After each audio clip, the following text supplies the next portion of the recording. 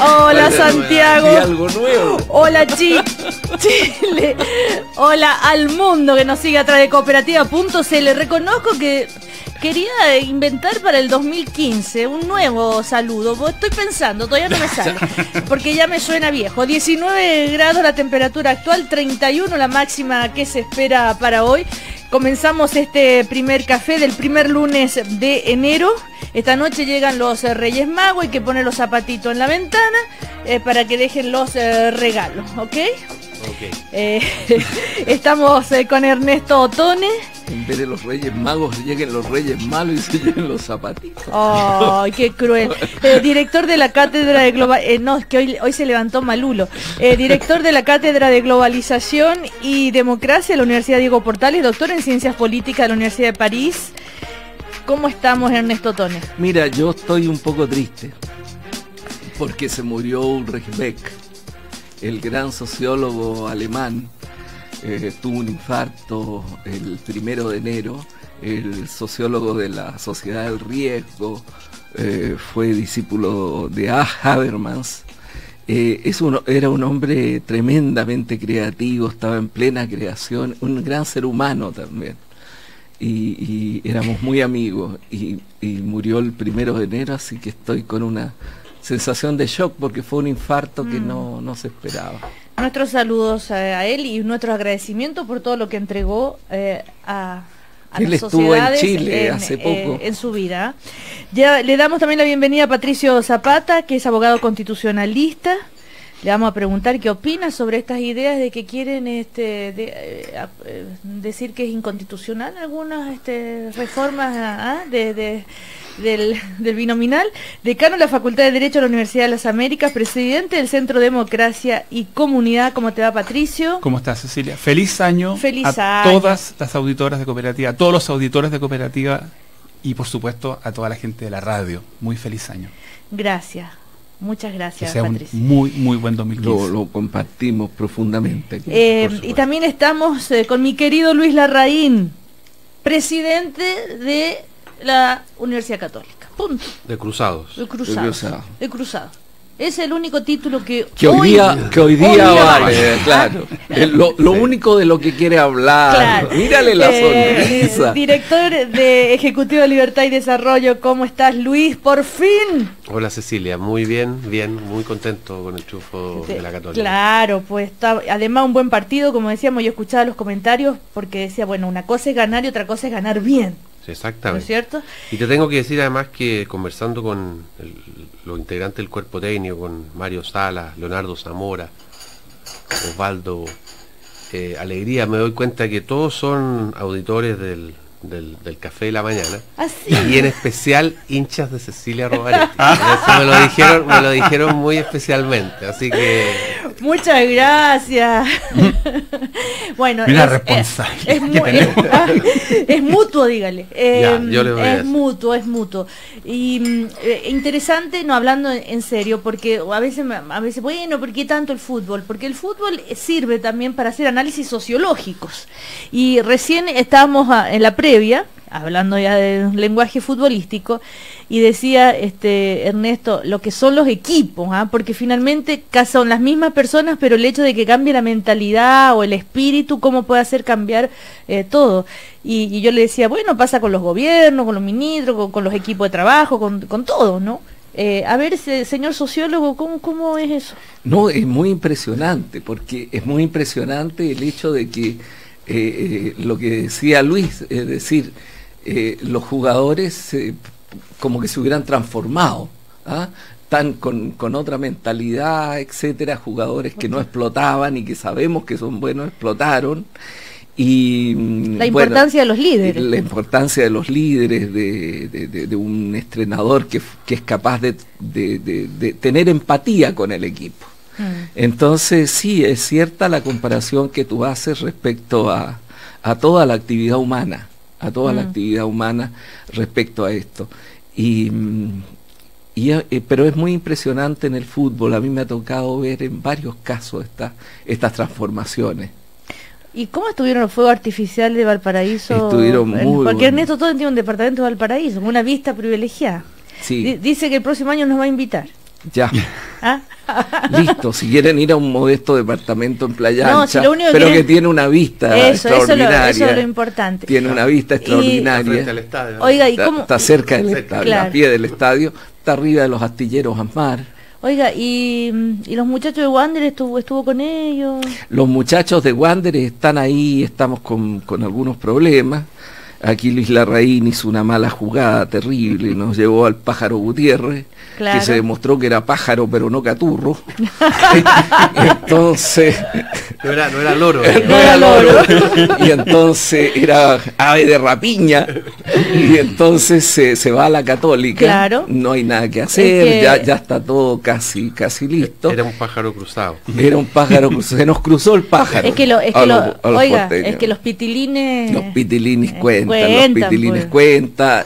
No solo es un deporte, es una industria también. Y naturalmente la gente es profesional. En todo caso, para conocimiento de Ernesto, tengo que decir de que esto ha sido hecho con absoluta armonía, dentro de lo que no les gusta, obviamente, con la dirigencia de Santiago Wanderers, ¿eh? O sea, de hecho, yo con Jorge Lafrenz he conversado, digamos, de nuestro interés en esto y hemos negociado con él, de manera que efectivamente también la relación institucional quede bien puesta, porque eso es lo que corresponde. Bueno, así que tenemos problemas con un delantero, estamos buscando y bueno, pero de hoy a mañana que tienen que enfrentar no, de hoy a mañana nada. No, pasado mañana, pasado mañana nada. No y además tenemos a Luna castigado, en fin. No va a ser fácil ese primer partido del Wander. Comienzo de año. No, me parece bien, porque es un comienzo de año al más puro estilo wanderino. Sí, claro, sufriendo. Siamo nati per soffrire. Eco. Wander es un tango. Y Patricio Zapata mañana se ve las caras. Hoy día con el Audax Italiano. En Santa Laura, hoy día a las 8. Pero lo importante no es eso. Lo que vamos a hablar el próximo lunes va a ser el encuentro con Católica. ahí se van a ver las caras. Bueno, como va a jugar Lentini. No, se fue Lentini. Se fue Lentini, resultó Malini. Yo te lo dije, ¿ah? No. Yo te lo advertí. No tiene un apellido muy bueno para no tiene un apellido muy bueno. Llegó Ferreira, que yo diría que es un apellido que promete más. Promete más fierro. Además lo vimos jugar contra la Unión y nos hizo un gol hace contra la Unión. Claro, jugaba en Botafogo, es un hombre de 1,92 m, 93 que viene a jugar en la delantera de la Unión. Es el que necesitamos. Bueno, comienza enero, que es un mes se supone más tranquilo, pero creo que este enero del 2015 de tranquilo va a tener poco. Tenemos la agenda laboral, tenemos ya un principio de acuerdo en el Senado con la reforma educacional, con una parte de los proyectos de inclusión, y tenemos el fin de semana con el Pentagate. Y todo el cuento, los mails que se publicaron. No sé por dónde quieren partir. Luis, Ernesto, Patricio, bueno, yo despierten. Creo que, desde el punto de vista de las políticas públicas, quizás lo más trascendente es lo de la reforma laboral, que viene a ser una nueva reforma del gobierno de Michelle Bachelet.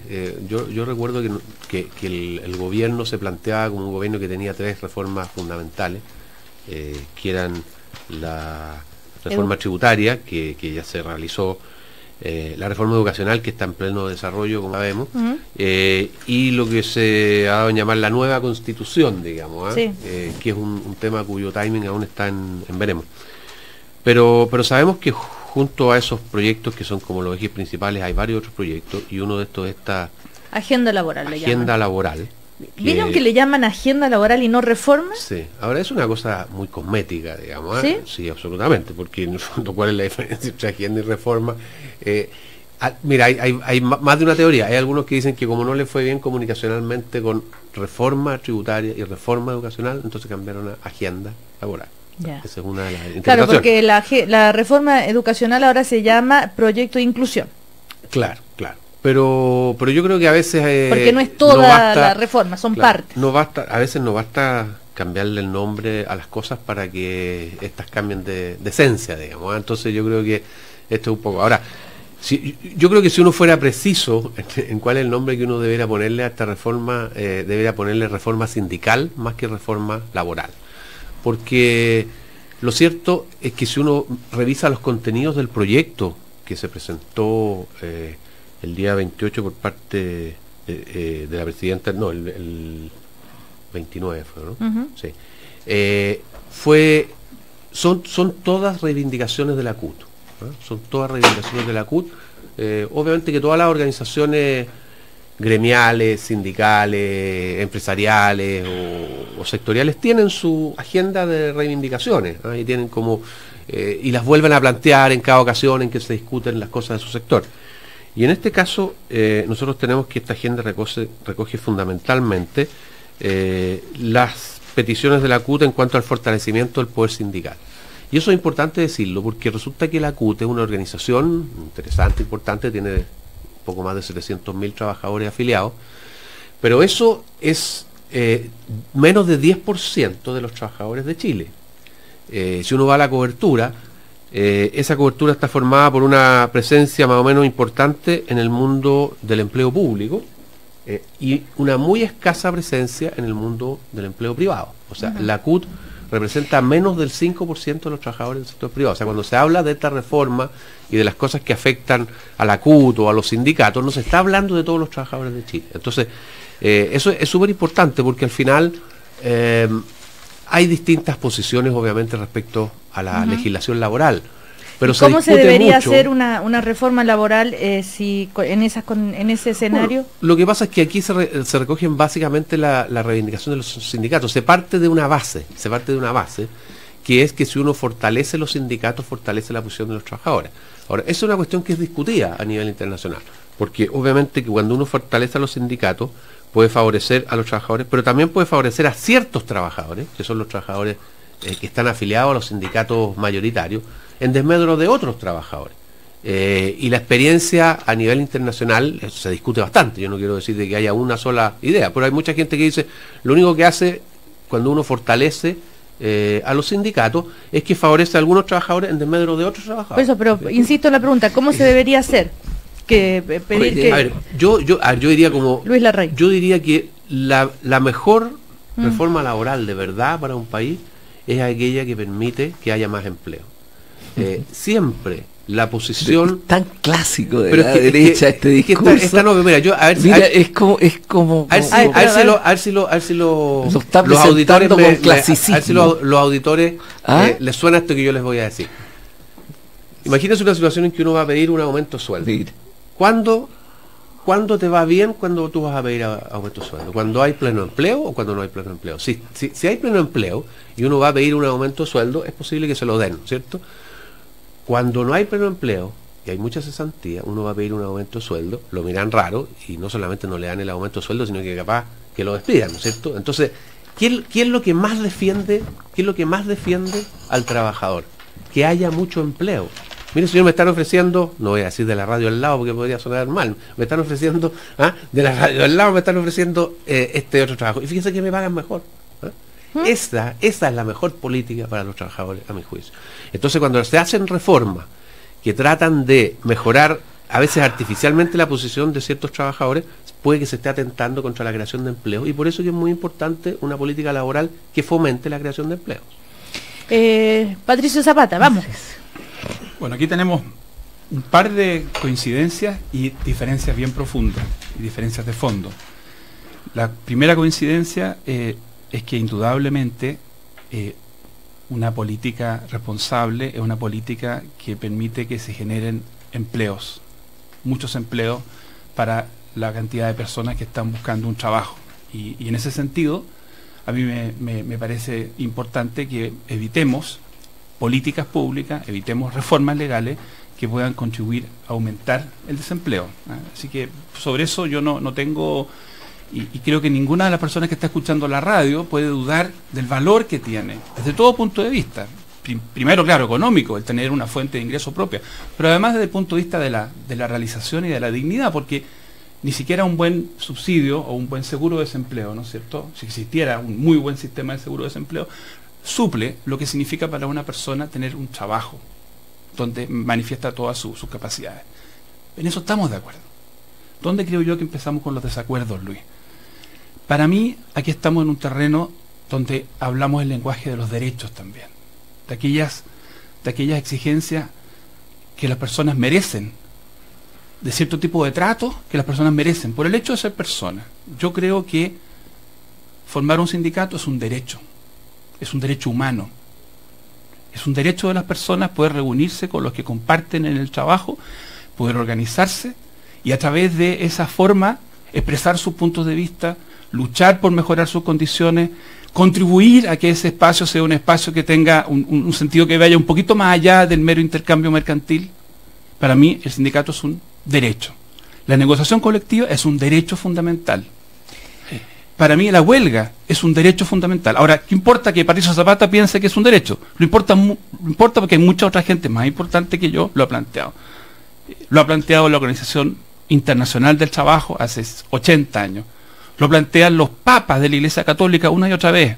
Lo planteó nuestro santo, Alberto Hurtado, que se dedicó, él era abogado, a escribir sobre el derecho laboral. Entonces, lo que tenemos en Chile es una legislación laboral que niega estos derechos fundamentales. Eso es bien discutible. O sea, bueno, en mi opinión.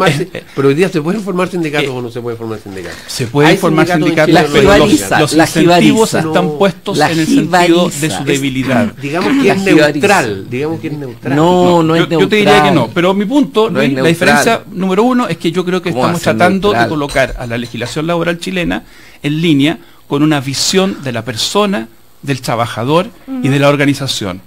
Me parece que es casi ponernos al día en un mínimo.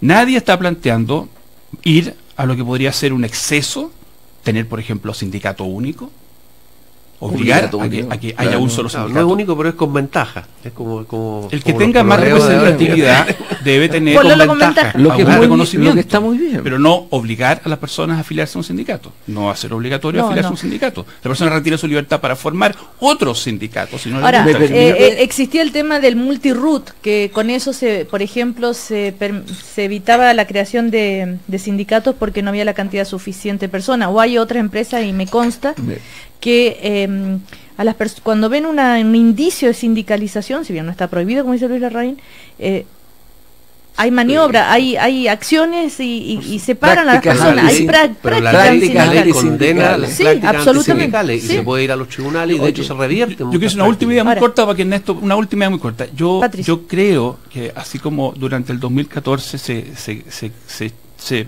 lamentó mucho un tipo de clima exacerbado. Bueno, ¿por qué no tratamos que a propósito de la agenda laboral o reforma laboral, discutamos esto un poco como se discutió esto en el año 90-91, cuando los dirigentes empresariales, recuerdo a Manuel Feliu, por ejemplo, no vieron a la CUT como un grupo de, digámoslo, corporativo, egoísta, miserable, mezquino, sino que vieron en la CUT a un socio para efectos de llegar a ciertos acuerdos. Los empresarios en Chile tienen la oportunidad de opinan todos los días. Los presidentes de los gremios empresariales opinan y obviamente defienden intereses propios y también piensan en Chile. Los dirigentes sindicales obviamente defienden intereses propios, pero también piensan en Chile. Entonces, yo creo que lo que no es correcto es usar el rótulo sindical o CUT para tratar de menoscabar ese punto de vista, así como tampoco es correcto que la gente descalifique un punto de vista porque es empresarial o porque viene un dirigente empresarial. Creo que la discusión del 2015 tiene que ser con menos epítetos, con menos rótulos, con menos caricatura, y vamos al fondo del argumento. La CUT tiene pleno derecho, los sindicatos tienen pleno derecho para opinar, tienen legitimidad histórica, han hecho contribuciones enormes al desarrollo de Chile, y por lo tanto no se tiene que partir por cuestionar su legitimidad. Ernesto Tone. Mira, siempre la derecha lleva a análisis sin historia. ¿Ah? Entonces, ¿qué pasa si un trabajador pide esto y si hay tales condiciones y tales otras? Aquí hay una historia larga. Los salarios de los trabajadores no son producto solamente de su productividad marginal, etc. Son producto de conquista, de un campo de fuerzas histórico que se ha ido generando. los salarios han ido mejorando a través también de luchas sindicales, en los cuales se ha llegado a acuerdo y en los cuales se ha mejorado. El salario mínimo ha sido también una lucha muy fuerte, que recién logró en el año 50 instalarse en Francia, después en Estados Unidos en los años 50, en Francia con De Gaulle, que aumentó largamente después de los años 60. En fin, todo esto ha sido producto de un trabajo, de una lucha, de una fuerza sindical que ha representado los intereses de los trabajadores. Y esos intereses de los trabajadores no son intereses mezquinos, no son intereses dirigidos contra aquellos que no tienen trabajo. De tal manera que hoy día, fíjate que Luis decía, se han debilitado, los sindicatos no representan. Claro, ha habido un debilitamiento con todo desde los años 80 hacia adelante, que es cuando se ha producido, Cecilia, la brecha de igualdad enorme, la brecha de desigualdad enorme, se ha producido también... no hay un cambio en la brecha de desigualdad del año 80 hasta ahora. De los años 80 en el mundo, estoy diciendo. Ya, en Chile no. En el mundo, no. En América Latina no, afortunadamente no ha sido así, porque además está ligado a que después de un periodo de dictadura, en lo cual los sindicatos fueron duramente golpeados, volvieron a tener ciudadanía. Pero a donde menos se ha generado esta brecha es donde hay sindicatos fuertes. En Alemania, en Holanda, en los países nórdicos, en donde hay una discusión y un debate sobre eso. Lo que está planteando esta agenda laboral, reforma laboral, llamémosle Felipe, lo que está planteando no es nada que no exista en los países democráticos en el mundo. No hay ningún elemento que se plantee que sea una especie de insurrección norcoreana. Se están planteando cosas mínimas para equiparar un poco la capacidad de negociación de los trabajadores frente al empresariado. Eso es lo que se está planteando, ni más ni menos. Entonces, por favor, miremos las cosas desde una perspectiva histórica, miremos las cosas desde una perspectiva que no sean puramente, que no tomen en cuenta solamente un caso de negociación individual. Nos comentan que agenda es más amplio porque incluye capacitación e inclusión de mujeres. También, si empresario no tiene miedo de sindicatos, ¿por qué tanta traba? También dice, ¿cómo es eso? Que si un empleado pide aumento de sueldo lo pueden echar, por favor, lo encuentran que... En fin, son algunos de los comentarios. También esto de la jibarización, comentan lo que dijo Ernesto, y también que por favor comenten lo de Penta. Pero bueno, son algunos de los temas. Luis Larraín. Yo quisiera responder algo de lo que han dicho mis contertulios acá. Ellos presentan la mejoría de la situación de los trabajadores como producto de una lucha. Es una historia, es un aspecto, es una historia bonita y todo lo demás, pero yo quiero decir lo siguiente: el lugar donde están mejor los trabajadores en el mundo no son lugares de amplia tradición sindical. Miremos lo que pasa, por ejemplo, en Estados Unidos. Estados Unidos es el país que tiene menor desempleo dentro de los grandes países, es de las economías que tienen mayor desempleo. Nosotros tenemos como chilenos una mentalidad un poquito legalista, que tiende a creer de que para que algo esté mejor hay que ponerlo en una ley, ¿no es cierto? Entonces está lleno de iniciativas legales, algunas bastante desafortunadas, como la de algún parlamentario, que fue cierto en la historia de Chile, que quiso derogar la ley de la oferta y la demanda, por ejemplo, con una ley, digamos. Entonces creen de que porque hacen una ley la gente va a estar mejor. Yo les pongo el siguiente ejemplo. En los Estados Unidos no existe el Código del Trabajo. No existe el Código del Trabajo. Que a mi juicio es el país donde hay mejor condición de los trabajadores del mundo. Pero existen normas no, te equivocas, no es el país, no es el país donde existen las mejores condiciones de trabajo en el mundo. Eso es una cosa discutible. Discutámoslo. ¿En qué economía del mundo sistemáticamente hay menos desempleo? No, Estados Unidos. Oye, en los países nórdicos En los países nórdicos existe 9% de desempleo, 15% de desempleo. Estados Unidos también lo ha tenido. Estados Unidos ha tenido etapas muy grandes. Estados Unidos tiene fuera del año 30. Fuera del año 30. Ya, pero Estados no Unidos ha tenido. Tiene sistemáticamente menos desempleo. Y después se generó el New Deal y se generaron una serie de normas sobre prácticas sindicales. ¿Tú crees que en Estados Unidos no hay sindicatos? Sí, hay legislación sindical, obviamente hay sindicatos, pero no hay código del trabajo. Los contratos de trabajo... Y en Inglaterra no existe constitución. Claro, los contratos de trabajo se rigen por la ley civil. Eso no significa que no exista protección a los trabajadores. ¿Qué es lo que te quiero decir? De que no porque tú haces una ley, eso va a significar que los trabajadores están mejor. Dios mío, tú estás tomando la tradición anglosajona y transformándola en la ley de la selva. No es que les va muy bien a los trabajadores en los países anglosajones. Tienen el mejor estándar de vida del mundo. Claro. Fíjate que en Inglaterra tiene menos estándar de vida que Alemania, y Alemania es un país con grandes sindicatos. Claro. Entonces los países... Segundo, déjame que te diga una cosa. En Estados Unidos la caída de los salarios ha sido una caída enorme, tanto así que dentro de la crisis del 2007 está la caída de los salarios relativos de las clases medias, que es una de las causas de la crisis del año 2007 y del subprime. Una de las consecuencias. No, causa y consecuencia, porque al no tener capacidad de adquisición hubo todos estos préstamos sin garantía. Entonces, por favor, dejémonos de presentar, yo no tengo nada de anti-norteamericano, por el contrario.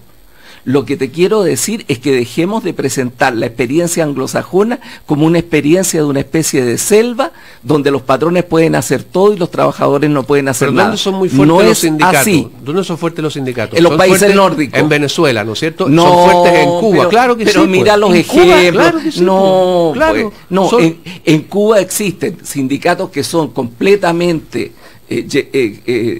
parte del aparato estatal, y que no tienen ningún sentido como en una democracia. Entonces, no pongas de ejemplo a Venezuela, no pongas de ejemplo a Cuba, pon de ejemplo a los países nórdicos, en donde hay una vieja tradición sindical que llega a acuerdo con los empresarios y que ha permitido un tránsito muy, muy suave desde la economía industrial a la economía de la información. Pero en muchos países hay tradición sindical. Por supuesto. Francia, España. Por supuesto. Pero te digo los países que han hecho el mejor tránsito de esos países, y tú conoces de la sociedad industrial. Francia no tiene una tasa de sindicalización mucho más alta que Chile. No la tiene. La tiene baja. Alemania la tiene. Alemania la tiene muy alta. Pero los sindicatos juegan un rol muy importante. La negociación colectiva y Cecilia, por lo menos lo que yo viví. Patricio Zapata. Mira, yo también quiero partir diciendo que yo siento una enorme simpatía por muchos de los aspectos de la vida norteamericana. Yo estudié en una universidad norteamericana mi posgrado, no en la universidad donde estudió Luis precisamente. No, yo no estudié en Estados Unidos. Ya, bueno, yo pensé que el pensamiento de Chicago tenía su fuente así directa. He tenido muchos profesores de Chicago, pero no. ¿Cómo se te ocurre que Luis estudiara en la Universidad de Chicago? Yo tengo esa buena mirada al mundo norteamericano, cosas que son valiosas y cosas que uno tiene que valorar. Pero fíjate que, mira, Ernesto recordaba a una persona que murió, un sociólogo alemán. Murió también el viernes Mario Cuomo. Mario Cuomo fue gobernador de Nueva York en 3 ocasiones. Y Mario Cuomo, en un periodo de hegemonía conservadora, desde Nixon hasta Clinton, fue unos años de hegemonía muy fuerte conservadora, mantuvo, junto con Ted Kennedy probablemente, viva la antorcha del pensamiento progresista norteamericano. Y yo quiero recordar un discurso de Mario Cuomo, el año 84. ¿Por qué? Porque Ronald Reagan hablaba de lo maravilloso que era Estados Unidos. Ronald Reagan hizo un discurso, se llamaba la ciudad resplandeciente en la colina, y mostraba todas las potencias de Estados Unidos. ¿Y qué es lo que dijo Mario Cuomo en ese discurso? Dijo, sí, pero ¿saben qué? En Estados Unidos también hay una historia de 2 ciudades. Usó la imagen de Charles Dickens. Es un discurso sobre las 2 ciudades. Porque Estados Unidos tiene un lado oscuro también. Y los norteamericanos están muy conscientes de ese lado oscuro. Porque tienen toda esa riqueza, todas esas oportunidades, pero tienen a sectores completos de la población marginada. Lo que le costó a Obama asegurarle un mínimo de salud a ese 15% de los ciudadanos norteamericanos que vivían como si vivieran en Uganda, en términos de su capacidad de absorber un siniestro, una desgracia, un infortunio. Es un país que tiene toda esa riqueza, pero también tiene toda esa segregación. Entonces, yo te diría, mi modelo de sociedad toma cosas de Estados Unidos. A mí me gusta su libertad de prensa, la capacidad autocrítica, la valoración de la creatividad, pero no me gusta la forma en que ellos desarrollan la comunidad. Esa falta de sentimiento de comunidad. Pero eso es mi opinión. Pero mira tú, por ejemplo, en materia religiosa, en materia de organización de la comunidad, en torno a los colegios, la sociedad norteamericana es una sociedad civil muy importante en materia de beneficencia. Pero existe ese otro grupo, Luis, voluntariedad, que está fuera de eso. Existe ese grupo, que puede ser un 20 o un 30% que está fuera de eso. Bueno, vamos a ir a la historia de las dos ciudades. Existe es una caída tremenda del valor de los salarios, que existe desde los años 80, por favor, en donde ha habido una concentración de la riqueza enorme en Estados Unidos. Nos vamos a ir a comerciales y seguimos.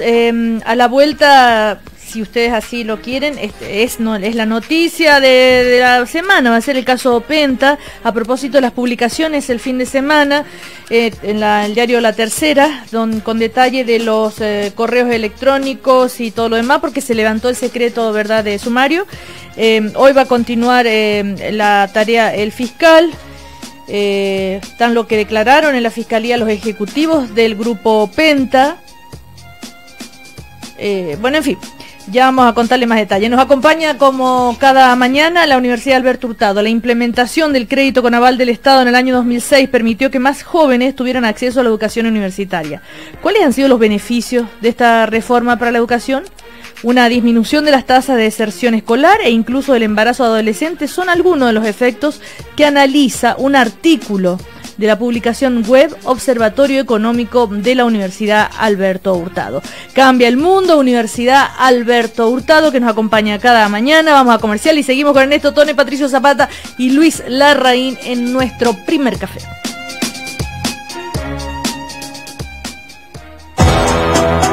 En el 2050, la población urbana crecerá en 3.000 millones de personas. ¿Qué clase de ciudades crearemos? Cambia el mundo. Universidad Alberto Hurtado.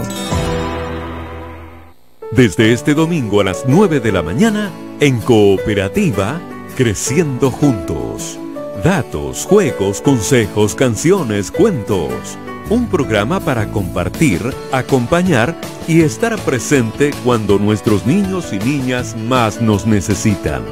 Creciendo Juntos. Desde este domingo a las 9 de la mañana, junto a Daniela Montoya. Invita Gobierno de Chile. Se estima que hay más de 8 billones de aparatos conectados a Internet. Ante las nuevas tecnologías, ¿cómo nos relacionamos a escala humana? Cambia el mundo. Universidad Alberto Hurtado. No te puedes perder este 11 de enero el Herbalife Ironman 70.3 con 2015. 1.200 triatletas se reunirán para participar en la carrera más linda del mundo. Único evento en Chile con licencia Ironman International. Te esperamos en Pucón. Auspician Herbalife, Carosi, Gatorade, Sopraval, New Balance, Enjoy, Timex, Trex, Spiro, Subaru, Britax, Traumel, Copa Airlines, Google, La Tercera, El Gráfico y Radio Cooperativa. Organiza Club Deportivo Universidad Católica. El Clausura se vive al aire libre. Hoy, desde 10 para las 8, el 2015 sigue lleno de fútbol. La primera fecha del torneo nacional tiene más emociones. En directo desde el Santa Laura, Unión Española, Audax Italiano, Clásico de Colonias. Hoy, 10 para las 8, al aire libre en Cooperativa. Hola. Hola, ¿cómo está? Bien, gracias. Oiga, ¿le podría pedir una 505 Cerro Navia? Pero me lo deja anotado. Sí, pues mi hijo, si usted es tan buen cliente. Gracias, mañana se lo pago. Eso que pasa en el barrio, también pasa en Buses de Transantiago. Si tienes saldo insuficiente en tu tarjeta, te prestamos un viaje de emergencia que podrás pagar en tu próxima carga. Úsalo de lunes a sábado entre las 9 de la noche y las 11 de la mañana del día siguiente. Domingos y festivos desde las 14 horas hasta las 11 del día siguiente. Ministerio de Transportes y el Directorio de Transporte Público Metropolitano. Ya, instalemos la carpa para que empecemos las vacaciones. ¿Y dónde? Aquí, en cualquier parte. Pero papá, ¿y el anta? ¿No puede ser en cualquier parte? ¿Sí? ¿Cómo? Mira, hay que ponerse en lugares sin maleza a ras de piso y no permanecer cerca de arbustos, mantener la basura bien cerrada y los alimentos en envases con tapa. ¿Y cómo sabes eso? Aquí dice, en el volante que nos dieron. Porque Chile te quiere sano. Este verano sigue las recomendaciones para prevenir el contagio del virus Anta. Infórmate más en minsal.cl y en Salud Responde 600-360-7777. Juntos un Chile mejor. Ministerio de Salud, Gobierno de Chile.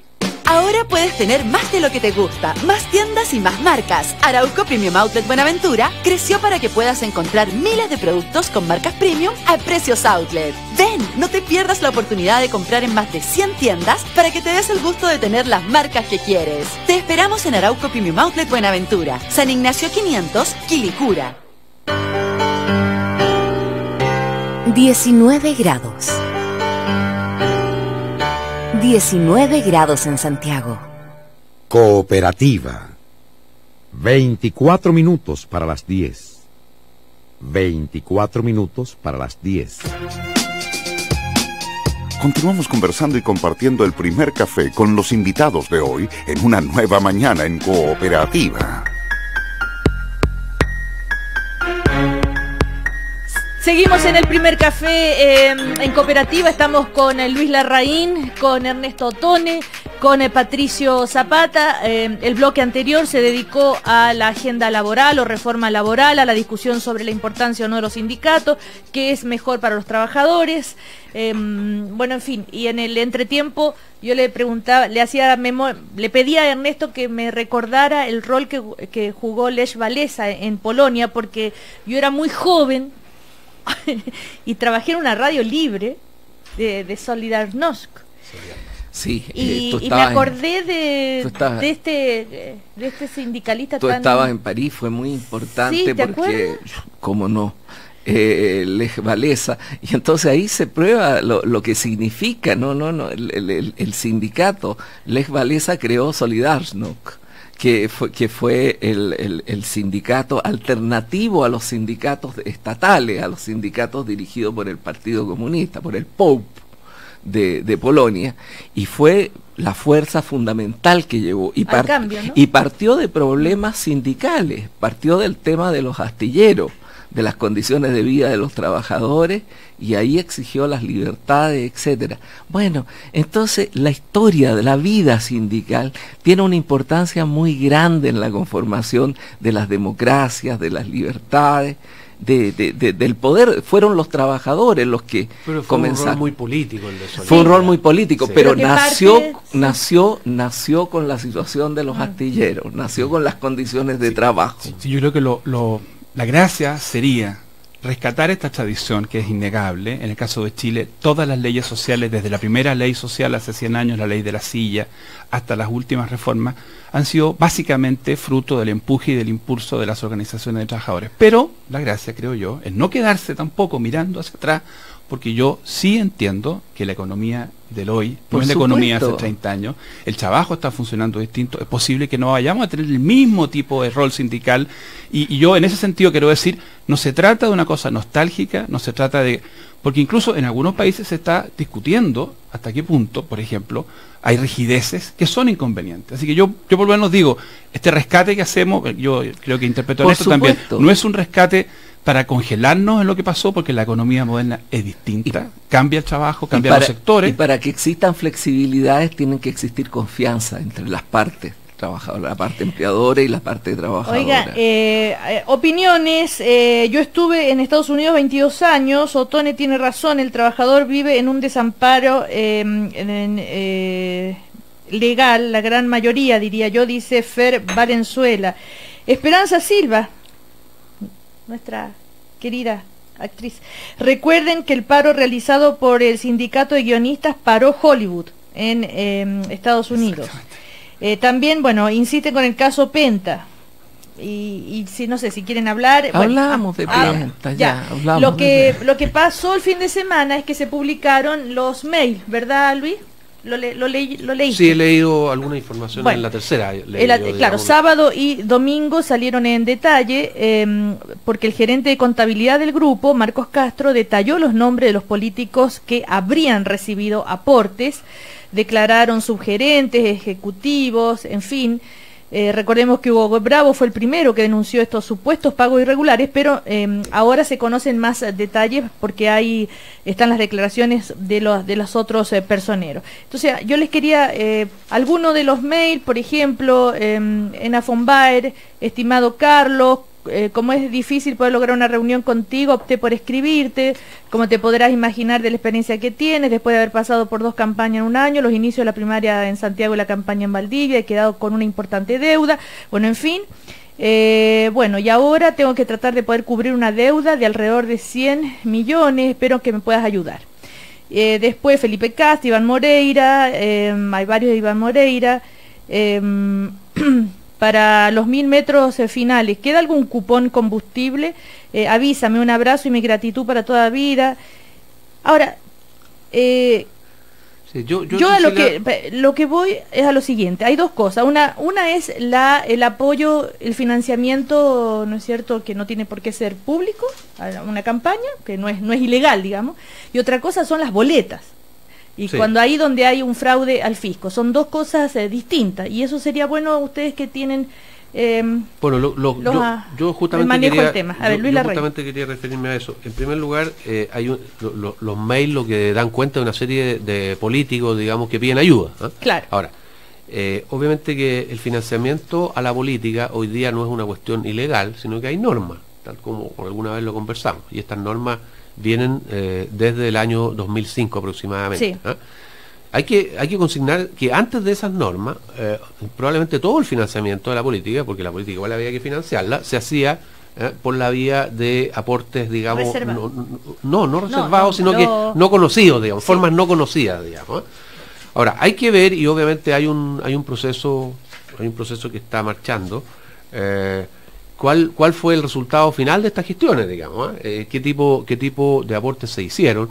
Si alguien, una empresa, Penta o cualquiera otra, hizo dentro del marco de las leyes que hay aportes a campañas políticas, utilizando los mecanismos que existen, tanto aquellos mecanismos reservados como aquellos mecanismos que son públicos, no hay ninguna irregularidad.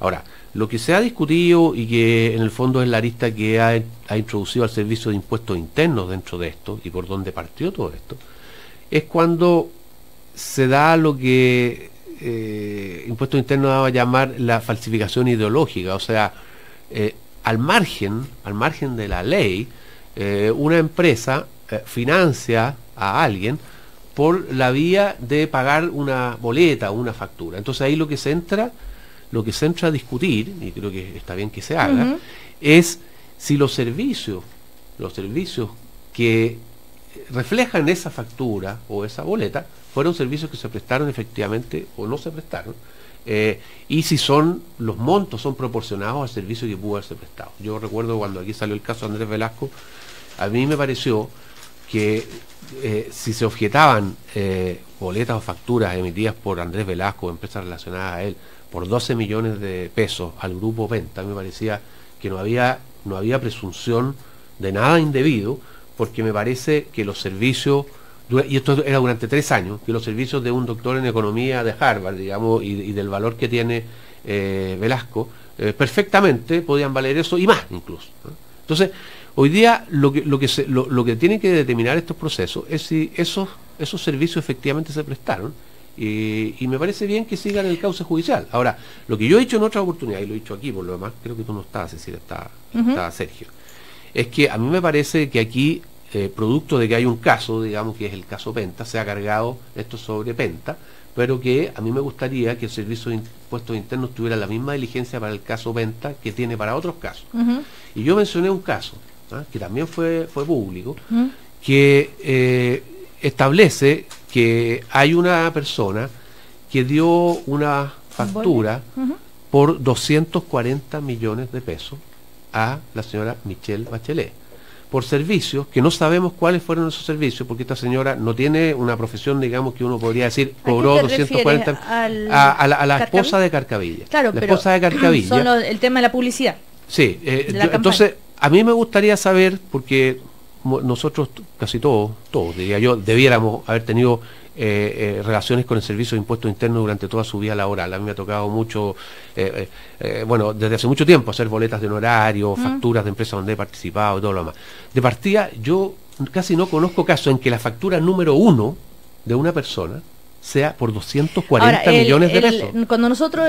Entonces, Cecilia, Luis, lo que yo quiero saber, si se dice que la boleta o la factura que habría favorecido a Velasco o a Morera, cualquiera de los que están ahí, está bajo sospecha, a ver si se cumplieron esos servicios. Yo quiero saber también qué pasa con una boleta por 240 millones de pesos entregada a Michelle Bachelet, si la persona que emitió esa boleta efectivamente realizó esos servicios. Claro, es la socia es la esposa de Carcavilla que hizo la campaña publicitaria de Bachelet. El tema es que trabaja con su marido, pero el tema es que se la habrían hecho a nombre de ella, según nos explicaron cuando hicimos el reportaje o cuando hablamos del tema, es el consejo del contador para que pague menos impuestos. Haz la mejora a nombre. Yo creo que eso debe preocuparle al Servicio de Impuestos Internos. Exactamente. ¿No? Ahora, el tema es, insisto, que pudieran explicar de quién es el responsable. La persona que pide una boleta a nombre de Penta o de lo que sea, a cambio del aporte y de la persona que acepta, ¿cómo es aquí?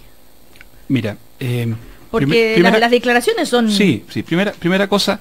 Hacer la boleta a nombre de... Nosotros hemos tocado este tema en el primer café unas 3 o 4 veces durante los últimos meses y yo, por lo menos, creo que hemos sido súper cuidadosos de no hacer de esto una pura y simple capotera de un partido político. Yo, por lo menos, he hecho el esfuerzo de no sumarme a esa línea. Ahora, a mí me preocupa que cuando el presidente de la UDI se refiere a estos hechos, él vuelve una y otra vez a plantear como línea de defensa que aquí estaríamos ante un doble estándar, aquí estaríamos ante un servicio de impuestos internos que estaría cargándole la mano a un sector.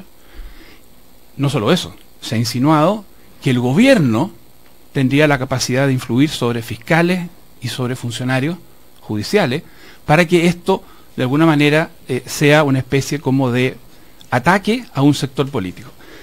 Y yo quiero volver a referirme a esa defensa porque me parece que es una muy mala línea de defensa. Y en ese sentido hay que volver a explicar por qué llegamos a donde llegamos, Cecilia. Durante los años 2008, 2009 y 2010, un grupo de contadores se confabuló con funcionarios del Servicio de Impuestos Internos. Estamos hablando antes del gobierno actual de la presidenta Bachelet. Durante el 2011 y 2012 esto empezó a salir a la luz. Gobernaba Sebastián Piñera.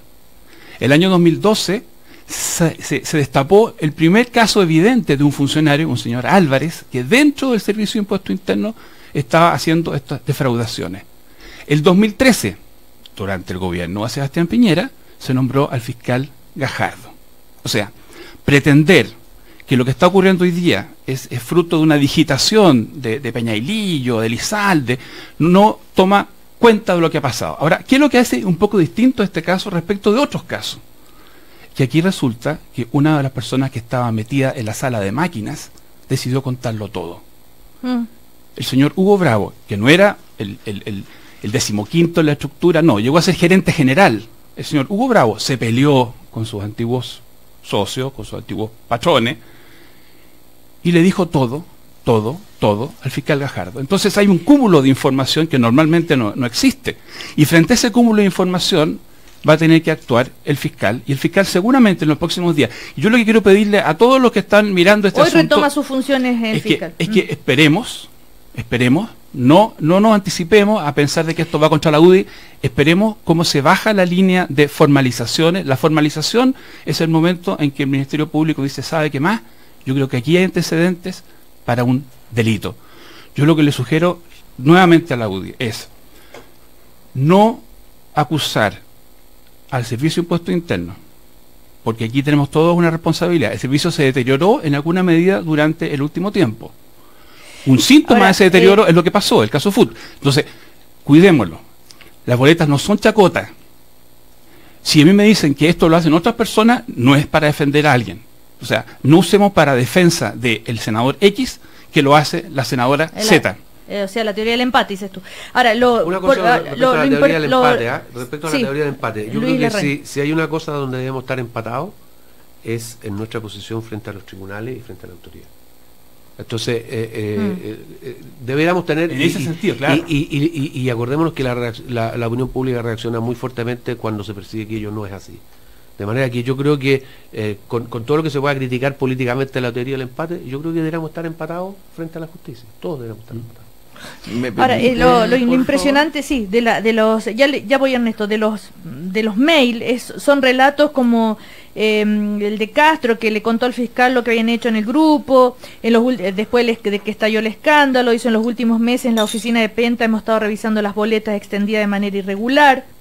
Esta revisión la está haciendo Manuel Antonio Tocornal, Oscar y yo. Las boletas irregulares se están separando en montos relacionados con motivos políticos, entre ellos los de Vox.com, Inversiones Mandatos Redactor, de todos los que ya sabemos. Esto se ha chequeado y hay relatos así muy impactantes.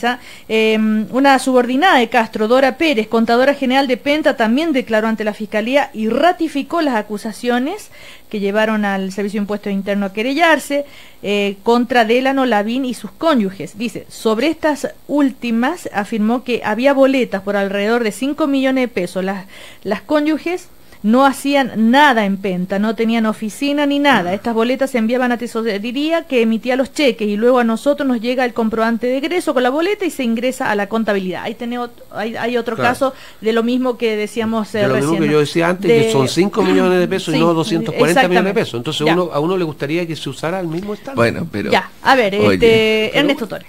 Pero, por favor, mira, lo que estamos viendo...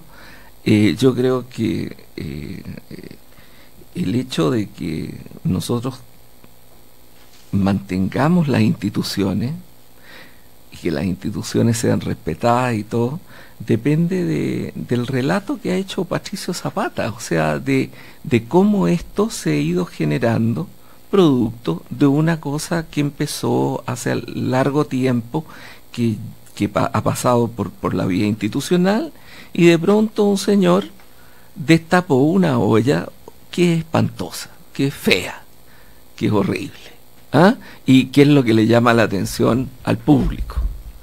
Ahora, yo diría, hagamos una reflexión más general sobre esto, porque hay una cuestión patética aquí. Cuando tú ves los mails de los políticos, que podrían ser otros políticos de otros partidos, que se relacionan con el mundo del dinero, diciéndole el raspado a la olla, cosas muy patéticas, quedo eternamente agradecido. No está bien. No hay algo que está mal en la estructura de esto, y no lo digo por eso parlamentario, lo digo por cualquiera que puede ser, y no solamente por Penta, sino por cualquiera empresa que pueda hacer. Yo creo que esto nos señala y nos da un campanazo de que es necesario cambiar el financiamiento de la política. Sí, de eso venimos hablando, ¿no es cierto? Claro, no, pero lo que pasa es que conocer la el prueba detalle ha impactado mucho, como dices tú, a la gente. Lo que tú dices, Cecilia, se presta para mucho equívoco, porque fíjate que una de las cosas que dicen es que hay que terminar con los aportes reservados que la ley establece, y no son estos los aportes reservados de la ley, claro, sino que los aportes reservados de la ley están registrados y se dice, se entregó por eso le decía yo que la ilegalidad, ¿cuál es? ¿El aporte reservado o la boleta? El tema del financiamiento de la política en su conjunto es lo que tiene que ser revisado, porque no es posible que se generen estas situaciones. Olvídate que es Moreira, olvídate que es la Fonbaer, olvídate, podrían ser otros, de otros partidos, y olvídate de que es Penta, podrían ser otras empresas. Lo que yo quiero decir es que esa relación no tiene que ver con la ley de financiamiento de la política que tenemos hoy día, que es la que vamos a cambiar. Así que ojo con eso. No, pero ojo con el tema general. Es necesario buscar una relación entre la política y el financiamiento de la política que evite que se produzca mundo. Yo quiero preguntarle lo siguiente. Penta podría, en el caso que fuera todo esto cierto, porque está investigado, podría haber entregado todo ese dinero y apoyado económicamente a estos candidatos porque no es ilegal, pero Penta, al pedirle que le hagan esas boletas, es ahí donde está cometiendo la ilegalidad. ¿Es Penta el culpable? Y también son cómplices los políticos cuando dicen, te mandé la boleta, las 2 boletas y la cuenta. Eso es lo que sería bueno hacer la diferencia, por favor. Pasan varias cosas. ¿Por qué Penta pide boleta a cambio de dar la plata? Pasan varias cosas. Aquí hay que tratar de equilibrar, por un lado, los necesarios reproches que habrá que hacer a las responsabilidades individuales, con la reflexión general sobre cuáles son los incentivos que tenemos puestos sobre la mesa. Yo creo que no sirve de mucho solo concentrarse en reprocharle a las personas que tuvieron fallas morales, tuvieron fallas éticas. Eso hay que hacerlo, y eventualmente las responsabilidades son penales, si es que no hacemos algo sobre el contexto. Por otra parte, si uno solo se fija en el contexto, alguien puede pensar que uno está disculpando o está exculpando las fallas. Las dos cosas, hay que poner la atención en los dos lados. Respecto del segundo lado, hoy día tenemos una ley de financiamiento que ha mostrado fallas. Después de 10 años ha mostrado fallas. Por ejemplo, tú preguntabas, la ley establece que tú puedes hacer donaciones en ciertos momentos para gastos que se hacen en ciertos momentos. Pero la realidad, las campañas son tan caras y empiezan mucho antes, que los candidatos empiezan a hacer gastos políticos mucho antes que la ley les permita recibir donaciones. Entonces van a las mismas empresas que les podrían hacer donaciones legales, reservadas en el periodo de campaña, pero van 5 meses antes, 4 meses antes, y le piden dinero. Y esa sociedad comercial que entiende que es legítimo financiar campañas, porque la ley chilena permite a las empresas financiar campañas, busca una manera ingeniosa, comillas, artificial, ilegal, para entregar los dineros. Por lógico, porque tú le entregas dinero por una boleta que no es por un servicio real. ¿Pero le podría entregar ese dinero sin la boleta? No, po. ¿Cómo va a aparecer plata a cambio de nada? Las donaciones en Chile también hay que formalizarlas. Pero se puede formalizar si quieres. Sí, tú puedes donar plata, pero tienes que pagar un impuesto a las donaciones. O sea, pero eso es lo por que... supuesto, Cecilia, lo que estoy diciendo... Eso es lo que hay que aclarar. Lo que estoy diciendo. Ahora, ahí hago una conexión con lo que... pedagogía, hago una conexión con lo que decía Luis. Vamos a solucionar el problema si cortamos de raíz la posibilidad de que la empresa pueda hacer donaciones a la política. No lo vamos a solucionar de raíz, pero yo creo que es preferible, para una mejor regulación, avanzar hacia un sistema en que sean personas naturales las que financien la política y no empresas. Creo que va a ser más fácil el control. Quizá me equivoco. En esto el derecho comparado está repartido, los países tienen distintos control, porque el Servicio de Impuestos Internos tiene un control bastante amplio sobre las actividades de las empresas. Sí, interesante, pero este mundo no funciona. Yo la primera cosa que planteo es que no es un planteamiento utópico, es que abaratemos los costos de las campañas. ¿Por qué estamos en esta... Pongamos topes reales fiscalizables. Estamos en una carrera absurda, en un país de desarrollo medio, en una carrera absurda de campañas carísimas. Entonces, bajemos los costos de la campaña, reduzcámoslo a personas naturales y hagamos un financiamiento público real.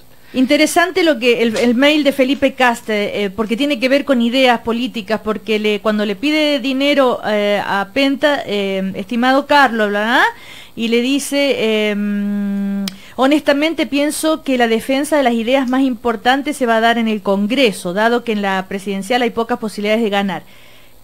Créeme que no estamos por dividir, sino por mejorar la oferta política. Ojalá pueda contar contigo. ¿Por qué le dice eso? Porque Felipe Cast le dice, no estamos por dividir a Delano, por cuestiones porque estás viviendo, cuando aparecen estos mails, Cecilia, aparece un mundo de conversaciones, de ideas, de etcétera, de defensas de intereses, en fin, aparece todo ese mundillo. ¿Y te parece muy normal? Es lo que yo te quiero señalar. Es lo que yo te quiero señalar, pero lo que te quiero señalar es que aquí tenemos que buscar una solución más de fondo. Nos preguntan también, ¿y Pablo Wagner? Claro, está el tema de Pablo Wagner también. Eso es muy impresentable. El ex subsecretario que le siguieron entregando dinero, habría recibido 42 millones de pesos en pagos de Penta mientras estaba en el poder ejecutivo. El tesorero de Penta, Juan Carlos Armijo, declaró el 20 de octubre, recuerdo que Hugo Bravo me comenzó a entregar una boleta manual a nombre de María Carolina Lacerda Iñiguez. Ella es la señora de Wagner. Bravo me indicó que ese cheque había que confeccionarlo de manera no nominativa, o sea, al portador, y luego depositarlo en una cuenta que él me proporcionó, que era una cuenta de Pablo Wagner, me parece en el Banco de Chile. Esto me pareció extraño, pero como era la instrucción del gerente, no la cuestioné. Mira, pero yo no sé, uno en este programa trata, no sé si lo conseguimos, pero Patricia trata de Zapata. ponerle contexto a los problemas para que los ciudadanos tengan opiniones que ojalá vayan más allá del titular. Esto no es para disculpar lo que pasa. Cuando nosotros ponemos contexto, no es para disculpar, no es para justificar. No es correcto que uno utilice el instrumento boleta para hacer cosas que no se hacen productivamente. No solamente porque uno puede estar con eso rebajando su pago tributario, sino porque está haciendo mal uso de un instrumento que es importante. Chile tiene una capacidad de recaudar respetable. En Chile los impuestos en general se pagan y eso es un bien. Así que, pero no queriendo disculpar, Cecilia, dos comentarios. El problema de financiamiento de la política es un problema mundial. Y países tremendamente bien hechos, países que funcionan perfectamente, países que son ejemplo en miles de aspectos, como Alemania federal, ha tenido horribles escándalos de financiamiento de la política en los últimos 10 años, espantosos. Y el valor de las campañas es un cáncer que va corroyendo las democracias. En Estados Unidos, ser senador exige ser multimillonario, no millonario. El Senado de los Estados Unidos, esos 100 senadores, son todos millonarios, porque resulta que para ser senador hay que tener el financiamiento de, ¿cuánto? Lo que ellos llaman billones, aquí son 10.000 millones de dólares, 15.000 millones de dólares. Entonces nosotros tenemos que buscar una fórmula de evitar que la política esté solamente abierta para personas que tengan esos miles de millones o que tengan amiguitos o amigotes que tengan esos miles de millones. Ahora, hacerlo de una manera inteligente, ¿qué termino, Cecilia? Porque, por otro lado, si nosotros ponemos un tope demasiado bajo, lo que puede ocurrir es que los únicos que estén en política sean los que ya son conocidos. Los que están en la televisión, los que vienen del mundo de la farándula, y le cerramos la puerta a aquella persona más joven, a aquella persona que no tiene esas conexiones, que sí necesita unos cuantos decenas de millones de pesos para que los demás lo conozcan. No quiero terminar el café tampoco sin decir que hay también está el tema de la fundación de Undurraga, que también se está investigando. También hay declaraciones al respecto de la contribución. Carlos Bombal me solicita esta contribución a Alberto Undurraga por un compromiso que tenía Marion Livingstone con él. El correo que me envían es justo cuando ya habían designado a Alberto Undurraga como ministro de Obras Públicas. Entiendo que no hay otros aportes a Undurraga para su candidatura. Nunca vi ningún informe que hubiera hecho Ciudad Justa para Penta. Bueno, en fin, también está esa parte investigando para que no se vaya a pensar, Cecilia, que no estamos hablando también de Undurraga. Yo entiendo que somos un poco lateros porque no nos vamos arriba del son lateros. Sí, yo entiendo eso. Que somos lateros porque no nos vamos arriba al cadáver y entonces y entramos ahí y qué sé yo. Pero de lo que se trata es que también haya una reflexión. Y que esa reflexión sea, por ejemplo, lo último que decía Patricio, yo digo de acuerdo, que haya un mínimo, pero fíjate que yo no le tengo tanto miedo al mínimo para el reemplazo de los antiguos, porque si hay más institucionalidad política, si esa institucionalidad política es más fuerte y esa institucionalidad política es más democrática, también va a generar nuevos candidatos. Va a generar nuevos candidatos. Entonces, no me importa que la cosa baje. Yo creo que no podemos seguir en esta carrera del gasto desmesurado en política. Requerimos austeridad de la política, si no la ciudadanía se separa de la democracia. Bueno, claro, lo que pasa, Ernesto, es que esta reflexión de cómo hay que financiar la política, todo lo venimos conversando hace mucho, y la novedad es ya estos mails que son bastante impactantes para la ciudadanía, de ahí el interés, ¿no es cierto?